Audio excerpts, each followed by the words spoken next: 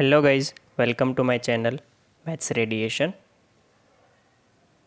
Hello guys, आज के video में हम देखने वाले हैं टॉपिक हमारा जो है वो रॉल्स थ्योरम है। राइट। अब ये थ्योरम समझने के लिए मैं आपको थोड़ी पहले थ्योरी समझाता हूँ और उसके बाद एक एग्जांपल समझाऊंगा तो आपको समझ में आ जाएगा। राइट। देखो क्या लिखा है कि लेट एफ जो है वो क्लोज इंटरवल में ए से बी, ए कोमा बी से लेके आर तक में कंटिन्यूस फंक्शन है, ऐसा मान लो। मतलब कि ये जो है वो उसका डोमेन है। डोमेन क्लोज इंटरवल में ए कोमा बी है और उसमें एफ कोई एक फंक्शन है जो कंटिन्यूस है। दूसरा लिखा है कि डिफरेंशिएबल है, वो एफ की बात की कि F is differentiable on open interval A comma B. बराबर। तो यहाँ पे दो चीज़ आपको पहले से पता होनी चाहिए कि कंटिन्यूस कैसे फंक्शन को प्रूव किया जाता है और डिफरेंशिएबल है कि नहीं वो कैसे चेक किया जाता है, वो दोनों पता होना चाहिए।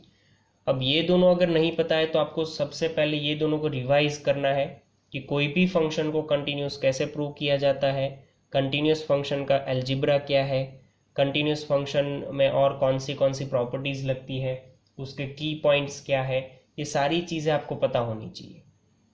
सिमिलरली ऐसा ही डिफरेंशिएबल के लिए है कि कोई भी फंक्शन जो है उसको डिफरेंशिएबल है कि नहीं वो कैसे चेक करते हैं, उसके की पॉइंट्स क्या है, वो सारी चीज़ें आपको पता होनी चाहिए। राइट। यहाँ पे सिर्फ हम बात ये करेंगे कि कोई एक फंक्शन है, अगर वो क्लोज इंटरवल ए से बी में कंटिन्यूस है और ओपन इंटरवल ए से बी में क्या है, डिफरेंशिएबल। और तीसरी चीज़ है कि F of A is equal to F of B हो रहा है where A and B belongs to R। अगर ये तीन कंडीशन सेटिस्फाई हो रही है तो हम क्या लिख सकते हैं, अकॉर्डिंग टू रॉल्स थ्योरम हम लिख सकते हैं कि then there exist some C, कोई C value open interval A से B में एग्जिस्ट करेगा such that F dash C is equal to 0। Okay. Theory थोड़ी कॉम्प्लिकेटेड है ज़रूर, बट बिल्कुल ही डिफ़िकल्ट नहीं है, बहुत इजी है। तो थोड़ा ट्राई करते हैं फिर से समझने का। मैंने क्या बोला इधर कि कोई फंक्शन मेरे पास f करके है जो a से b में क्या है, कंटिन्यूस है, और वही फंक्शन ओपन इंटरवल a से b में क्या है, डिफरेंशिएबल। तो मुझे क्या करना है कि थर्ड ऑप्शन जो है मेरा वो ये है कि F of A is equal to F of B अगर हो रहा है, थर्ड ऑप्शन मतलब ये तीनों कंडीशन अगर मेरी सेटिस्फाई हो रही है तो मैं कोई सी पॉइंट, हाँ रोल्स थ्योरम ये बोलता है कि तो कोई एक वैल्यू ऐसी मिलेगी आपको कि जहाँ पे एफ डैश सी, मतलब वो जो वैल्यू है वो पॉइंट पे, मतलब पहले एफ डैश एक्स निकालो और उस पर अगर कोई वैल्यू सी लगाओगे तो इसका आंसर जीरो हो जाएगा, मतलब एफ डैश सी की वैल्यू जीरो हो जाएगी। और रीज़न क्या, मतलब कंडीशन क्या है कि वो सी जो है वो आपका लाई करना चाहिए ए से बी के बीच में। राइट। अगर ये नहीं समझ आया है तो हम एक एग्जाम्पल से इसको समझने की ट्राई करते हैं। देखो एग्जाम्पल मैंने लिखा है कि verify Rolle's theorem for function y is equal to x square plus two where a is equal to minus two and b is equal to two. तो आप सबको पता है कि the function y is equal to x square plus two, जो ये जो function है वो पॉलिनोमियल है। ये क्या है, एक पॉलिनोमियल।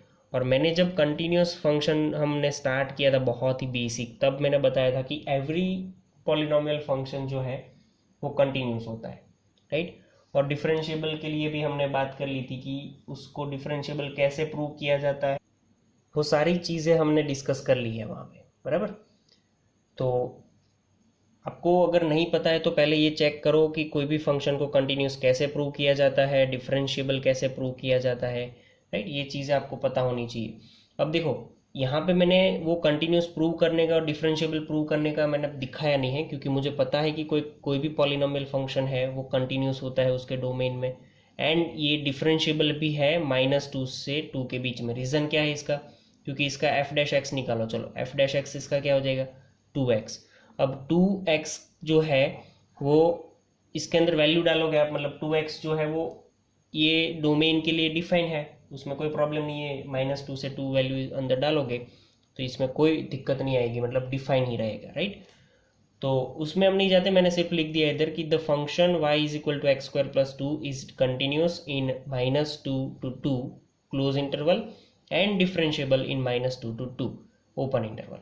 अब ये चीज़ हम जब और सारे एग्जाम्पल देखेंगे मान लो कि कहीं पे ऐसा हो गया कि फंक्शन जो दिया है वो पॉलिनोमियल नहीं है और किसी और टाइप का फंक्शन दिया है, तो वहाँ पे हमें कंटिन्यूस और डिफरेंशिएबल दोनों पहले प्रूव करना पड़ेगा।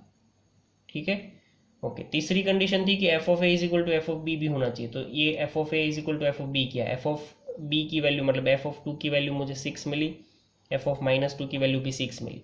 सो रोल्स थ्योरम क्या बोलता है कि रोल्स थ्योरम स्टेट्स दैट अगर ये तीन कंडीशन सेटिस्फाई हो रही है तो रोल्स थ्योरम ऐसा बोल रहा है कि there exist a point C जो -2 से 2 के बीच में होगा, जिसके लिए एफ डैश सी की वैल्यू 0 होगी। तो अब सी पॉइंट फाइंड करना बहुत ईजी है। देखो पहले सबसे पहले हम क्या फाइंड कर लेते हैं, एफ डैश एक्स, जो कि मेरा क्या होगा 2x, राइट। अब मैं क्या फाइंड करता हूँ, एफ डैश सी फाइंड करता हूँ। एफ डैश सी मुझे मिला 2c, बट रोल्स थ्योरम ये बोल रहा है कि अगर आपकी ये तीन कंडीशन सेटिस्फाई हो रही है तो आपके लिए एफ डैश सी की वैल्यू क्या होगी 0। तो मैं 2c इज इक्वल टू 0 लगाऊंगा तो c की वैल्यू 0 मिल जाएगी। बस आपको वेरीफाई करने में ये ध्यान रखना है कि आपके पास जो c की वैल्यू मिलेगी ना वो बस आपके डोमेन में होनी चाहिए। हमारा डोमेन था -2 से 2, तो देखो c की वैल्यू हमें 0 मिली जो -2 से 2 के बीच में ही बिलोंग करती है। तो रोल्स थ्योरम इज वेरीफाइड। ठीक है, फिर से अगर कोई फंक्शन यहाँ पे पॉलिनोमियल नहीं होगा तो उसके लिए पहली दो कंडीशन जो है कंटिन्यूस वाली और डिफरेंशिएबल वाली वो हमें पहले प्रूव करनी पड़ेगी। तीसरी प्रूव करने में कोई दिक्कत नहीं है, F of A is equal to F of B easily आपको मिल जाएगा, बट ये दोनों कंटिन्यूस और डिफरेंशिएबल वाला प्रूव करना पड़ेगा। और वो प्रूव करने के लिए मैं आपको एक चीज़ बताऊंगा कि आपको पहले पता होना चाहिए कि कंटिन्यूस कैसे प्रूव किया जाता है और डिफरेंशिएबल कैसे प्रूव किया जाता है, राइट। वो जब एक्सरसाइज देखेंगे तो ज़्यादा समझ में आएगा, बट यहाँ तक तो ये क्लियर हो गया है। बस आपको क्या करना है कि ये तीन कंडीशन पहले सेटिस्फाई करो, फिर रोल्स थ्योरम के हिसाब से सी की वैल्यू फाइंड करनी है। तो सी की वैल्यू जो मिलती है आपको वो डोमेन में है कि नहीं वो देखना है।